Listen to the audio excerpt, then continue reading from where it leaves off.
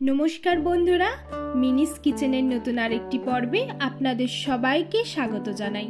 বাইরে যা ভীষণ গরম পড়েছে, এই গরমে কিন্তু শরীরকে হাইড্রেট এবং ঠান্ডা রাখা কিন্তু খুবই দরকার। তাই আজকে আমি আপনাদের জন্য একটি দারুণ সামার ড্রিঙ্কের রেসিপি নিয়ে চলে এসেছি। আজকে আমি আপনাদেরকে বানিয়ে দেখাবো আম পোড়ার শরবত। বানানো কিন্তু খুবই সহজ এবং খেতেও হয় দারুণ টেস্টি। আর এই আম পোড়ার শরবতটা কিন্তু শরীরকে ঠান্ডা রাখতে খুবই সাহায্য করে। তাহলে চলুন আর বেশি দেরি না করে রেসিপিটা দেখে নেওয়া যাক। আম পোড়ার শরবত বানানোর জন্য আমি এখানে দুটো কাঁচা আম নিয়েছি। সবার প্রথমে কাঁচা আমটাকে পুড়িয়ে নিতে হবে। তার জন্য একটি রুটি সেঁকার নেটের জালির ওপর আমি আমটাকে ভালো করে পুড়িয়ে নিচ্ছি। ঠিক যেমনভাবে আমরা বাড়িতে বেগুন পোড়া করি, ঠিক সেইভাবেই কিন্তু আমটাকে পুড়িয়ে নেব। এবং গ্যাসটাকে কিন্তু মিডিয়াম ফ্লেমে রাখতে হবে, নয়তো ওপরের অংশটা খুব তাড়াতাড়ি পুড়ে গিয়ে ভিতরটা কিন্তু কাঁচা থেকে যাবে। ঠিক এরকম একটা চিমটের সাহায্যে আমরা আমটাকে ঘুরিয়ে ঘুরিয়ে আমের সব সাইডগুলোকে পুড়িয়ে নেব।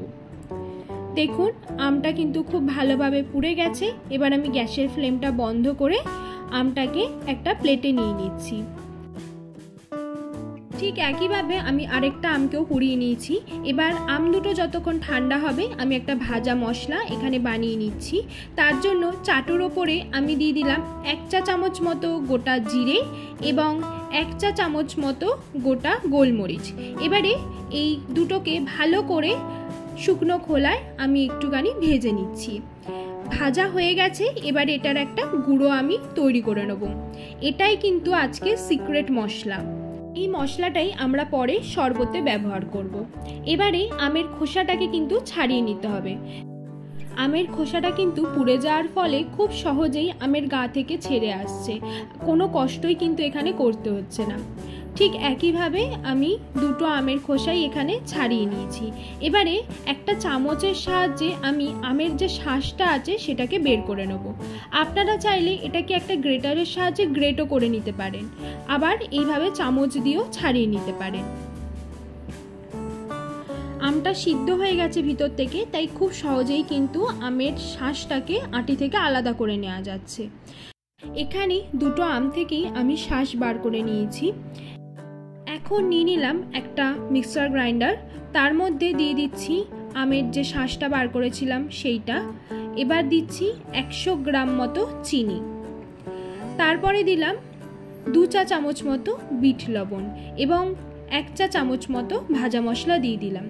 এবং সবশেষে কিছুটা ঠান্ডা জল দিয়ে আমরা এটাকে ভালো করে ব্লেন্ড করে নিচ্ছি। এখানে আমাদের পেস্টটা একদম রেডি হয়ে গেছে।